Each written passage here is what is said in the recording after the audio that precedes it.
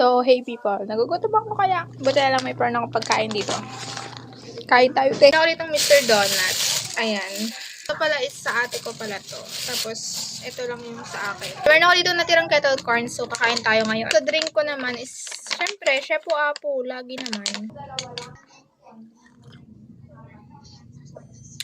Alam nyo kasi guys, sobrang busy ko talaga ngayon. Kaya, deserve ko talaga kumain.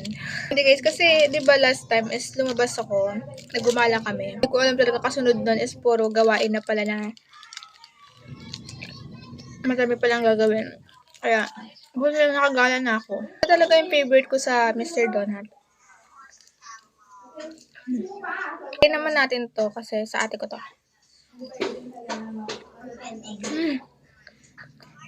Dapat talaga is Dunkin Donut yung gusto namin bilhin kasi kanang enhypen yan, di ba?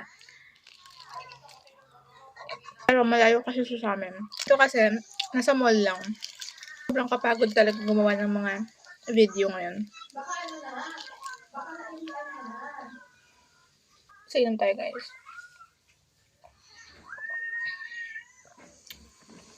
Ang sarap talaga nito. Yung kinain ko, kasi sa pamangkin ko na binigay yung isa. Oh, popcorn tayo guys, kasi favorite na favorite ko to. Matcha flavor ng kettle corn. Hindi ko alam guys, kasi ito na lang talaga nagpapasaya sa akin pagkain. Ulit ako nakatikim na to.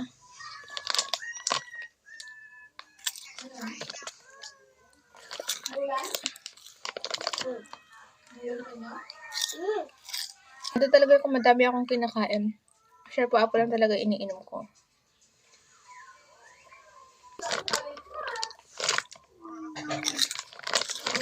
Ayun nyo guys. Ang sarap niya. Ayun nyo. Ang sarap ng pagkakakulot ng matcha niya. Kakain na ako ngayon kasi mamaya madami na naman akong gagawin. Tapos itutuloy ko pa, isisinid ko pa yung giveaway sa GC. Tapos edit ulit, tapos mag-upload. Diba? Daming gawain. Pero it's okay din kasi masaya naman ako sa ginagawa ko. Buti naman nagustuhan ng pamangkin ko yung donut. Ito sarap siya.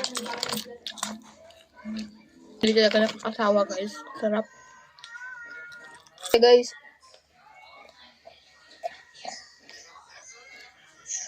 Bisa naman maubos. Guys, tignan nyo naman kung iilan na lang yung kan ko. Apat na lang siya kasi sold out to ngayon. Kaya di ko alam kung napipigilan ko talaga na wala ako nito. Pero ayun. Saan ko rin talaga ng Shepu-Apu para sa giveaway ko. Pero baka ma-extend din yun. Kasi wala pa akong stock. Wala pang stock ang Yuglo Babe. Kaya, ayun. Wala tayo. Wala pang giveaway na ito. Actually, last ko na to and I think is titiisin ko na naman na hindi makainom ng ilang araw na ito. So, yun lang guys. Busog na naman itong taon to and balik na naman sa pagka-busy natin. Yun lang guys. Order na kayo na ito. Sobrang sarap. Ay, sold out pala siya ngayon. So, yun lang guys. Bye-bye!